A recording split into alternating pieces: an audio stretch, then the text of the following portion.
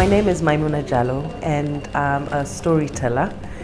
And I've just performed The Secret Lives of Baba Segi's Wives, which is based on the novel by Lola Shoneyin. And who is my favorite character? That's just such a difficult question because it has changed over time. Initially, I loved Iyafemi. Iyafemi is sassy. She's the one who, as a child, was taken to work for some people, for grandma, because her parents had died. And she was really mistreated. And eventually, basically, marrying Baba Segi was a form of escape. And she's sassy, she's strong, she insults the other wives, and I identified with her very quickly at the beginning because I liked her strength. But as time has gone on, I've fallen in love with the different women at different times. And often it depends on, what I'm going through in my own life, because they're not just characters to me, they're real women and they live in my imagination. So I have gone through a period where I've been completely in love with Iyatope.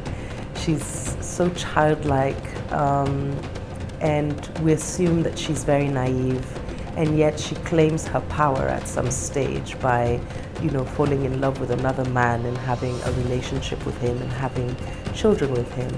So I think that all the four women in Baba Segi's Wives are beautiful in their own way. So it's really hard to choose a favorite. As they say, when they ask you who's your favorite child, it's impossible to say. And with Baba Segi's Wives, it changes over time. I'm really happy that Ake Festival chose to choose the theme of feminism and call this festival the F word, because I don't think that we can ever speak enough about the need for equality between men and women.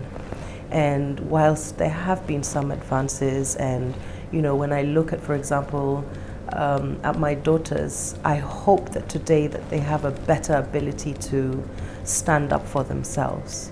But the fact is that they will still need to stand up for themselves. I think we still have a huge problem. You look at the rape statistics.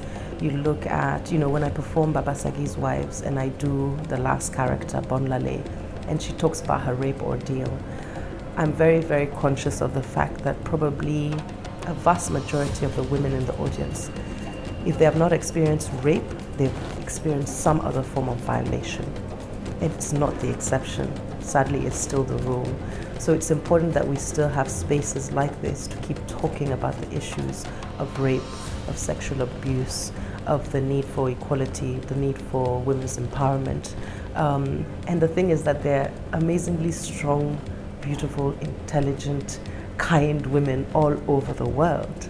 But the system is still patriarchal and still driven by capital and by men. So we need to keep talking about this, and we need to keep trying to change the situation that we're in. I'm such a huge fan of literature. It's very hard to choose one book that I've read that I love. I love many, many books. I recently read Homecoming by Yajiasi.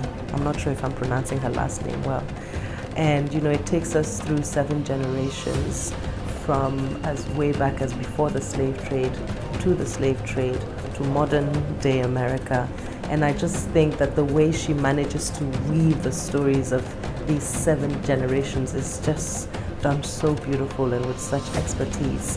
And actually, quite frankly, for the last 2 years, I think I've only read literature written by African authors, just because there's so much coming out, from the continent, and so much of it is so good. But I will say that one of my other favorite authors is Isabel Allende from Latin America. And her book, Island Beneath the Sea, is also one of my favorite novels. My favorite color, you can guess, is ochre.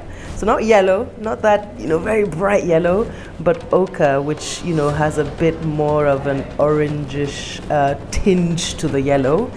And because it reminds me of the sunrise, and it's a color that makes me feel happy. Yes, it's bright, it's joyful, and it's like the sunrise.